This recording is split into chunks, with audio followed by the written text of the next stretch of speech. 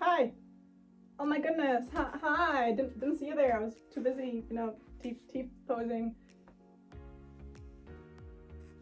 Sorry. Yeah, I'm here and I'm cringe. It's me, Cat Cryptid Rambles. I'm back, hopefully. Did you miss me? Maybe? I don't know. I missed you. I missed posting on YouTube. So I'm here to do a video for the YouTube for you. You specifically. Right there. Yeah. I see you. Anyway, yes. Welcome back to my channel, to the Cryptid Rambles.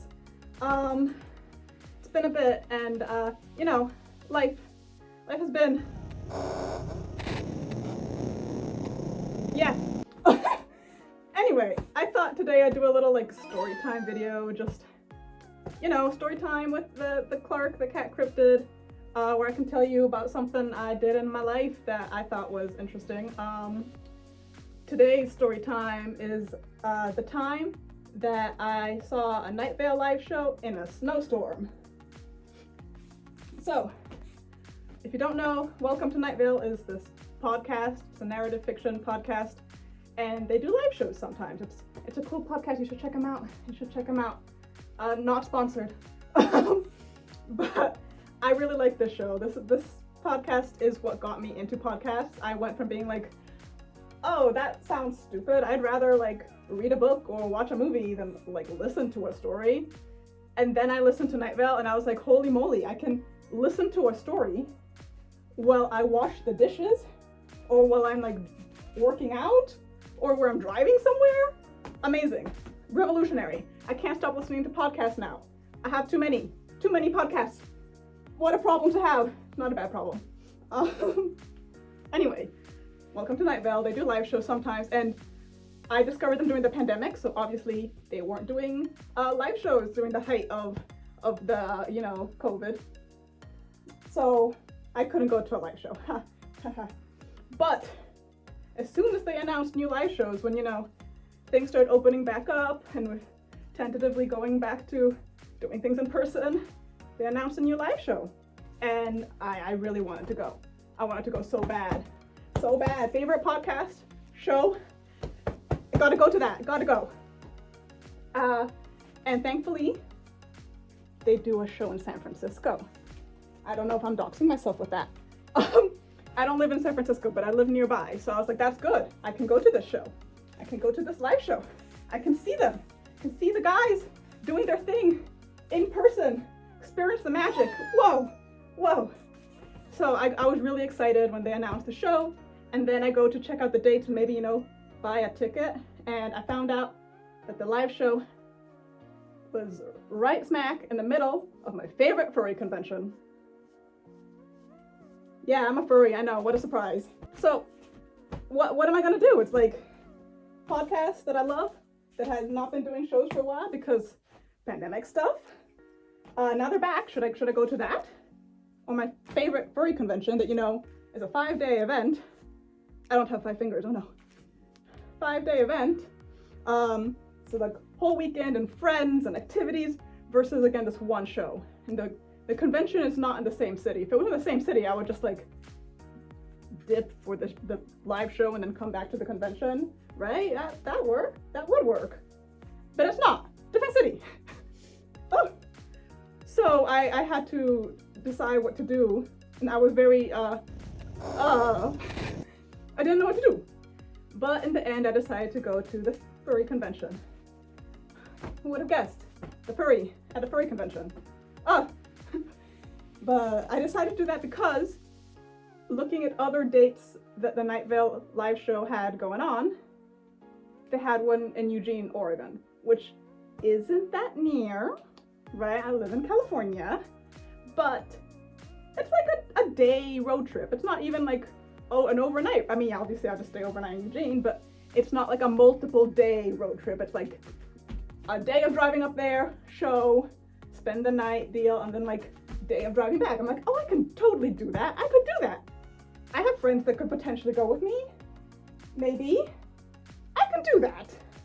So I started trying to make these plans again. Like I have my furry convention. I'm not skipping that. No way. And I bought the tickets for, I bought a ticket for Night Vale, and then I was like seeing if anyone could go with me. None of my friends could go with me. Oh. So since no one could go with me, I thought, I'll just go by myself. Whatever, I really want to do this. I can totally do this, no problemo. I can drive by myself. Again, it's like a day trip. It's not even like 2 days, right? Day up, show, day back. That's not too bad at all. However, my mom did not want me to do that. My mom, dearest mother, I love her so much. Hi, Mom. I know you're watching. Well, actually, I don't know, but you're probably watching. Hi. She did not want me to drive up there on my own, which is fair. She want me to be safe, and if I'm alone, out in a different state, in a city I don't know, well, there's just generally more risks, So if I couldn't go with a friend, she said she would come with me. So my mother came to a Night Vale show with me. Intermission. I need to see my tail. You can't see it from this angle. And foot paws are gonna fall. Just important for you to know that I am in my full partials. Very, very important to know. Anyway, intermission's over. So my mother and I made plans. She's coming with me up to Eugene, Oregon to see Night Vale. And she does not know Night Vale. She doesn't know this podcast. She's never listened to this podcast. Doesn't matter. They make their live shows so that you don't have to know anything about the show. You can still show up and enjoy it. So that's fine. But she doesn't know what she's getting into at all. But she wants to come with me. So thanks, Mom. Of course, that also meant that my dog was coming with us, because originally my idea was I go with friends, Mom stays and takes care of my dog, right? But if she's coming with me, who's taking care of the dog? So, dog is coming on the road trip. Yeah, family road trip for a Night Vale show. Oh, by the way, I don't think I mentioned at the time of year that this was going on. The convention and the show were in January, like mid-January. So, very much winter time. You know what happens in winter up north? Snow. Lots of snow. We don't get snow down here where I am in California, but up there, I don't know which way I'm pointing. I don't know which way north is. Up somewhere, they get snow. So of course I thought about this. I didn't. So it did not cross my mind. Anyway, I go to the furry convention, have a grand old time. I technically leave a day early. It's a 5-day event. I leave a day early so that I can get home and like unpack, repack, take a shower, have a night's sleep before getting in the car and driving up to Eugene, Oregon for the live show. Because these live shows, they're not like spaced out. I mean, they are spaced out, but they have a fairly tight schedule where they go from city to city. So if I missed the San Francisco one, the Eugene one wasn't going to be next month. That was going to be in a few days. So I had to get going. Dance break. I don't know what I'm doing, man. Mom and I pack up the car, get the dog in there, pack up some sweaters for the dog because I was aware that it's winter, but I didn't, think this through really, really well. I was just like, yeah, winter, there'll probably be some snow. Some. Yeah.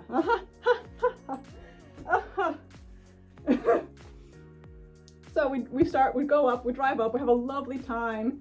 Like, we switch off driving, take breaks so that the dog can go to the bathroom, have lunch in a nice little town on the way up. We're having a lovely road trip up. And then we start getting closer to Eugene. It starts like, okay, it's afternoon now, getting towards like sunset time, right? And it's starting, like it'll be getting dark soon. We're seeing snow, there's snow around, there's slush. And we're checking the weather, it's like, oh, there was a snowstorm. There's like warnings all in this area about like snowstorm warnings. And we're like, oh, do you think it's safe? Like, we have a hotel reservation tonight. Because we decided to go up a day early, actually, to get a night's sleep, then have a day in Eugene, do the show, night sleep, and then drive back. We decided to do that. Originally, again, my plan was up, show, sleep, drive back. But with my mom coming, it's just like, let's just take it easy. Let's make it a trip, you know, have fun. That way we don't have to rush to get there to the show the night of, right? Fair. Anyway, so again, we see all these notifications on the weather app being like, oh no, dangerous over in this area where you are trying to go. Snowstorm warning, like heavy snowfall activity. And we're like, we have hotel reservation. Should we still go? And I was like, what? Yeah, it should be fine. Like the warnings are like from a couple hours ago. Like, look, it should be cleared up by now.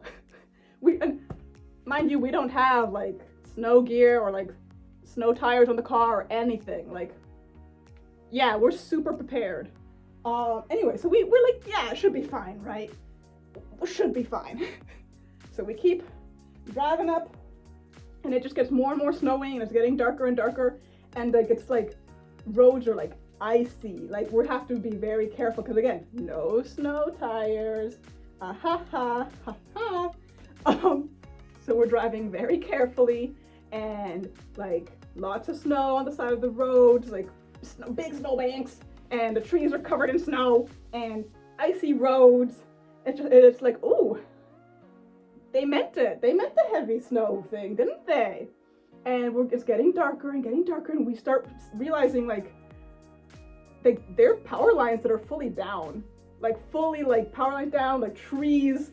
Oh, we pass a whole semi truck on its side, like it went into a ditch fully on its side. We don't know how long it was there. It's just there. Like there weren't people around, so it can't have been that recent. But also, I guess they decided to just leave and come back to it later. I don't know. We were like, oh, wow. This was a lot, wasn't it? And we're driving through this right now? We made it to the hotel. We made it to the hotel, but like it was slow going, and there were times when it's like the car's like not super responsive because it's icy, snowy roads. Driving very slowly, had to be very careful. But we made it to the hotel, and I put like all the sweaters I could on my dog because he's never been in snow. He's freezing. He's a Chihuahua mix. He's a shivery little guy. Poor Cosmo. And we check into the hotel, and they're like, oh yeah, we don't have any power. Like we have a backup generator, minimal power right now, but like our mini fridges don't work, and you can't like take a shower right now, or like you could, but like it's not gonna be hot water, you know? So we were like, oh, okay, that's nice. That's good. Yes, thank you. So we just like camped in our hotel, because also so many stores had closed. Like we were like, we're gonna get there and go out for dinner, and like nothing was open because of the snowstorm. Everything just closed. Also power outage, right? A lot of things just weren't working. So we were just like, well, good thing we had some snacks in the car still. Snack dinner, I guess. Yay! And then sometime during the night the power came back, and then the next day we were sitting there like, we probably shouldn't have done that, huh? Like the snowstorm warnings, like technically yes, the warnings were from like not as we were going up. They were a little bit old, but technically we should have seen the warnings and then just gone to a hotel somewhere else and continued the drive up the next day, because there was just so much like chaos of like the semi truck that was on its side, and power lines down, and like power outage. Like it was just so much. And we drove through that like, yeah, we're just gonna get to our hotel, we'll be fine, we're just doing our little thing, no problem. So very smart of us, very smart. But we did it, we survived. Nothing bad happened, aside from again having like not a great dinner that night, just some snacky time. But it was fine, it was okay, all good. And then the next day we actually were able to go out and get real food. Yay food. And then that night we went to the Night Vale show, and it was amazing. It was great to see Cecil Baldwin and Symphony Sanders and all the guys, Disparition, seeing them all in person and on stage. Like they really bring the magic. I was really good and lots of fun. And I bought a hat. I'm not gonna wear it right now, obviously. The hat wouldn't fit. but I bought a hat from the merch table. And my mom lost her hat. So it was a hat for hat transaction, not on purpose. But I got a hat in Eugene, Oregon, and my mom lost her hat at Eugene, Oregon. So I guess equilibrium stays in the universe that way. I don't know. But yeah, we survived. Then the next day we drove back down. But the funny thing is, at the show, the actors were talking before the show, and they said we were supposed to arrive like yesterday night to have like a full day to decompress and like check out the place before the show. But we only arrived this morning because we saw all the snowstorm warnings, and we were like, uh-oh. And we ended up staying in a place like further down, like away from the snowstorm area. So the Night Vale crew was smart, and they saw the warnings and stayed away for that night. My mom and I, we saw the warnings and went, it should be fine, right? And we continued anyway. If we had also listened to the warnings, maybe we could have ended up in the same little hotel or something. Probably not.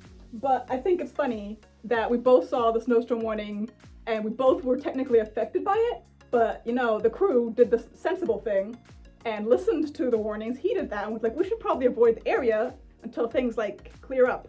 My mom and I just went ahead anyway. Yeah, we survived though. All good.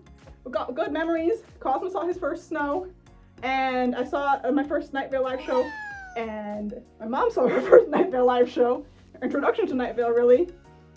And overall, it was amazing and it was great. I just wouldn't recommend, you know, going into an active snowstorm area for a performance. Generally not recommended.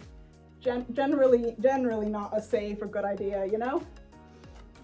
But I hope to be able to see another Night Vale show soon. They keep scheduling really either at the same time or really close to the furry convention I like to go to, but I think I can do both. Maybe this next year, maybe, potentially, if I maybe leave a day early again from the convention. I don't know why they keep doing this to me. It's furry phobic. That's what it is. Furry phobic against me. It's the worst kind of discrimination, the kind against me specifically. Anyway, I think that's it for today's story time. Let me know your thoughts in the comments below. Would you drive through a snowstorm to see your favorite cast live? I don't recommend it, but here's my tongue, so I'll lick you. Ibba-dibba. Lick. Anyway, you know the usual YouTube things. Like, comment, subscribe if you feel like it. I'll be around, hopefully more often now, rambling about who knows what, posting who knows when, but hopefully more often than, you know, like every 6 months. My bad, guys, my bad. But I'll see y'all in the next one. Bye. I don't know if anyone cares, but here's Cosmo. Boop, boop, boop. He was very patiently just laying on the bed while I did my silly little talking cat creature video.